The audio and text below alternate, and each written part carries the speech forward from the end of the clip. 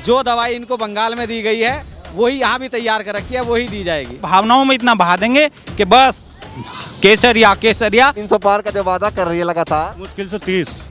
हाँ 300 में से एक जीरो हाँ 30 कि मैं छेड़ भी दूंगा और तुझे पता भी नहीं चलने का। क्यों देंगे, क्या कर दिया उन्होंने? देश की ऐसी की तैसी कर दी पूरे मेरे भाई। लेकिन इन नालायकों ने, इन दुष्टों ने किसान के साथ अत्याचार करा है। किसी की एक आंख में फुट्टा आंसू नहीं निकला इनके। पेट्रोल डलवाते हो जो ना हवा निकल रही हमारी। झूठ बोलो, जोर से बोलो।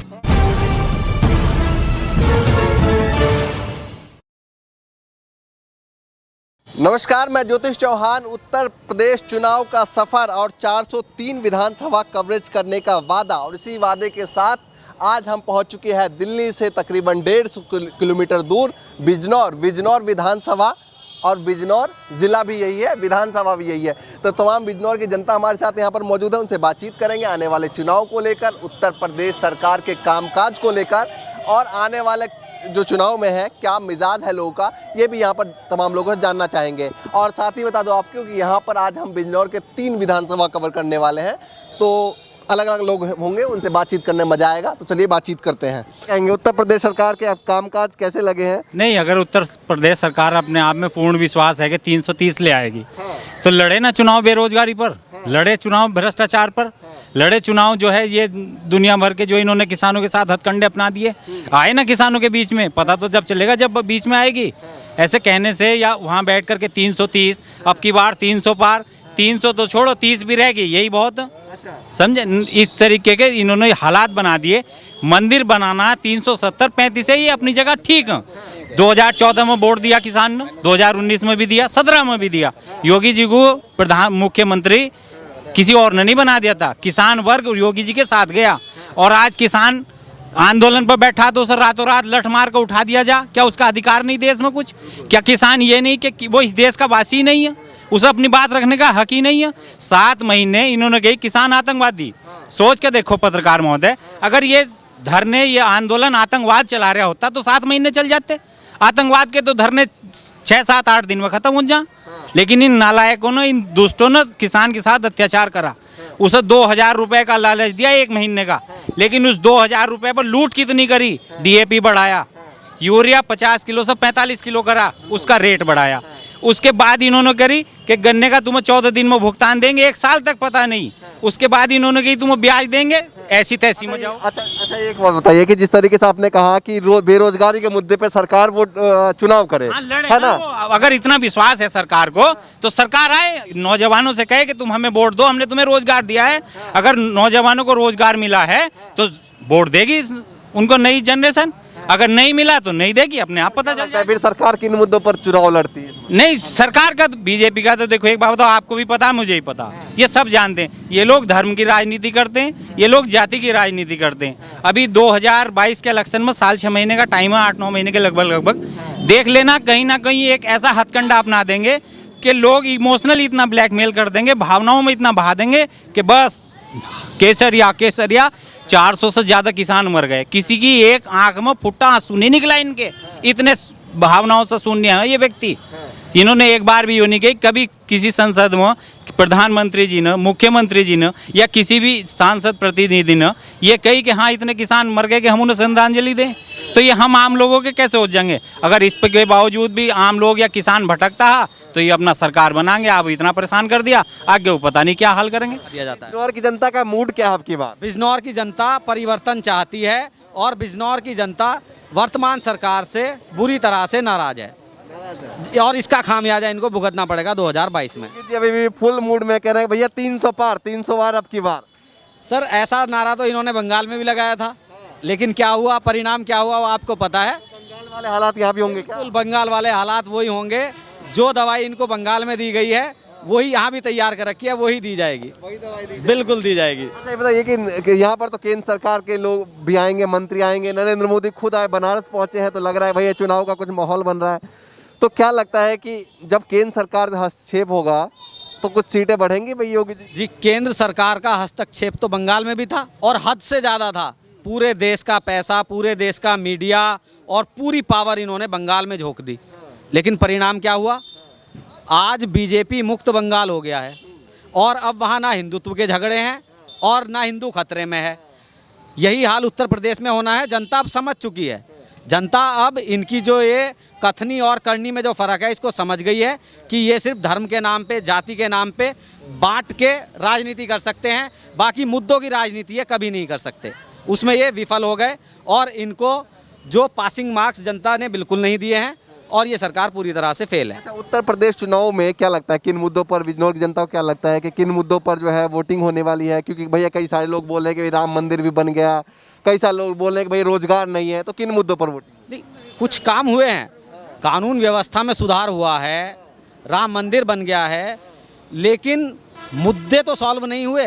मुद्दे होने चाहिए देश के, बेरोजगारी, भ्रष्टाचार, महंगाई, किसान परेशान है, युवाओं को रोजगार नहीं मिल रहा। तो इन्हीं मुद्दों को लेके इस बार जो उतरेगा उसके साथ जनता जाएगी। रोजगार के बंदा है, तमाम युवा भी हमारे साथ मौजूद हैं, उनसे बातचीत करेंगे। क्या क्या नाम है? कपिल देव। कपिल क्रिकेटर वाले? जी जी जी हाँ। चलिए, तो क्या करते हैं, पढ़ाई करते हैं? हाँ, पढ़ाई कर रहा हूँ जी। साथ में किसान भी लग रहे हैं? किसान भी है। तो क्या लगता है युवाओं को रोजगार किस तरीके से सरकार ने दिया है? रोजगार तो बिल्कुल दिया ही नहीं, सिर्फ तारीख और वादे ही होते आए हैं बीजेपी सरकार के। हर बार जब इलेक्शन आता है वोट मांगने के लिए हमेशा वादे कर देते हैं, 1 करोड़ रोजगार देंगे, 2 करोड़ देंगे, लेकिन देते कुछ भी नहीं। सिर्फ फार्म भराए और बस पैसा जनता से इकट्ठा किया, युवाओं से इकट्ठा किया और निकल गए। हाँ, यही हो रहा है। रोजगार नहीं मिला? नहीं। क्या कहेंगे योगी सरकार से? अब की बार जब वोट मांगने आएंगे उनके विधायक जी, क्या कहेंगे?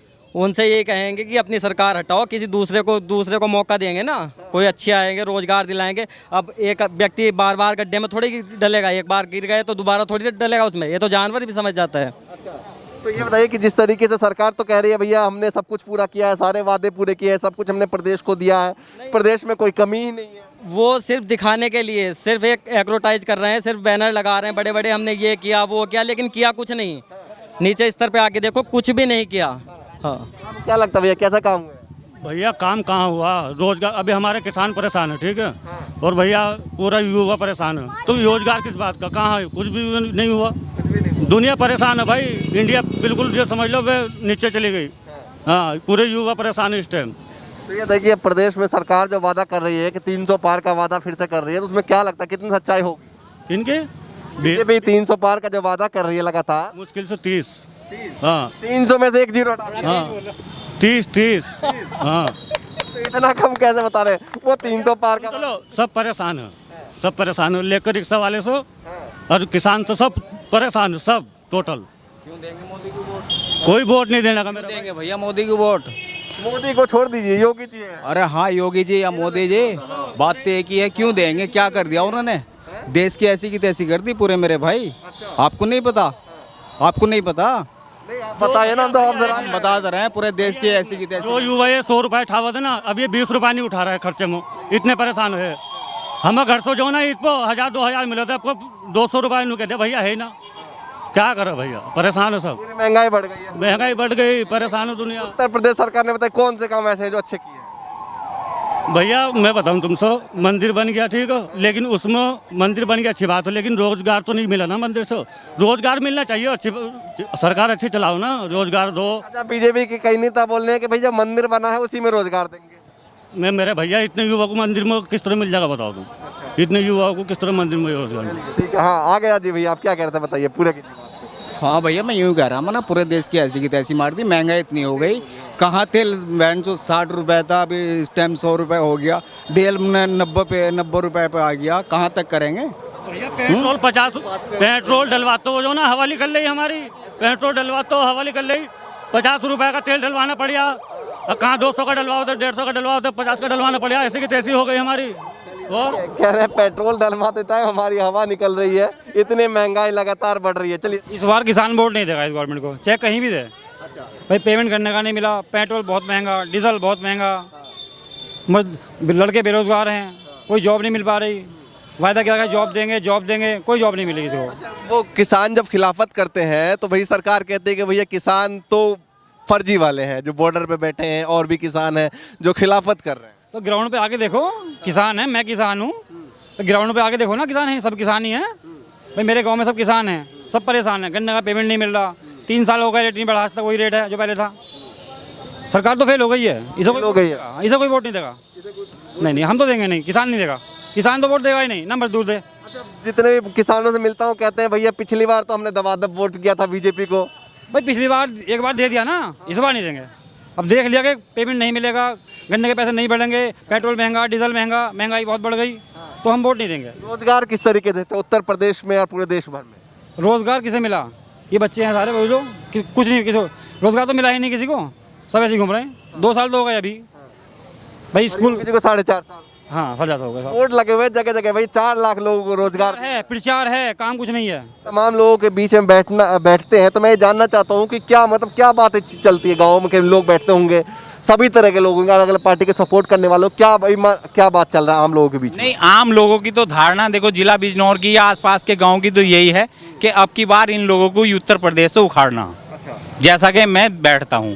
इसके बावजूद भी हाँ कुछ अंधभक्त ऐसे हैं जो लोग चाहते हैं कि बीजेपी सरकार आए।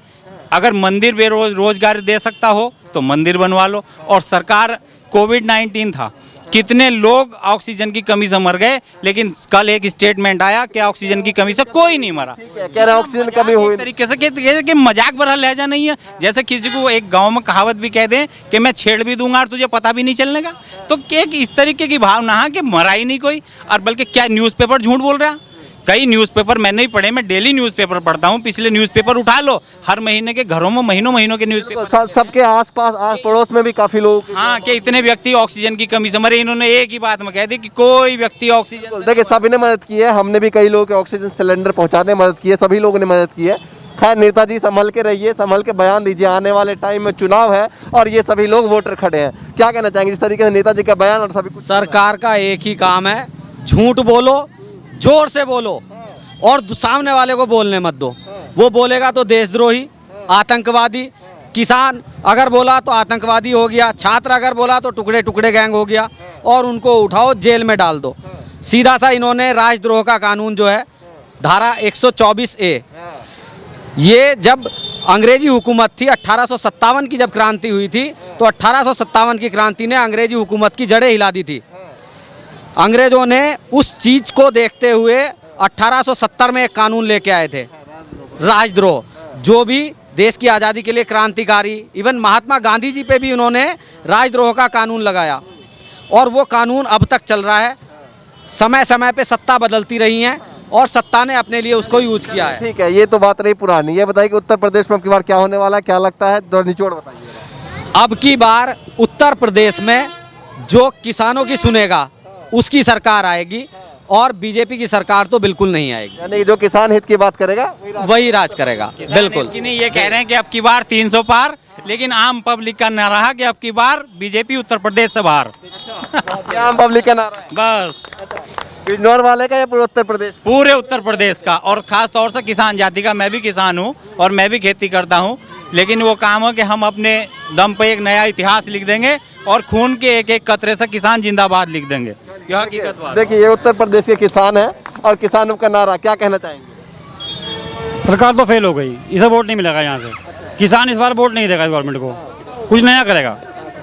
हाँ नया होगा बिल्कुल, नया एक्सपेरिमेंट होगा। हाँ नया होगा बिल्कुल। अच्छा, तो नया एक्सपेरिमेंट में होता है किसी को जगह मिलेगा, पुराने वाले को अखिलेश हो, मायावती हो, देखते हैं वो समय बताएगा, वो समय। किसान हित के बारे में सोचेगा, उसी के विषय में सोचा जाएगा। ठीक है, किसानों की जो सुनेगा उसी के विषय में।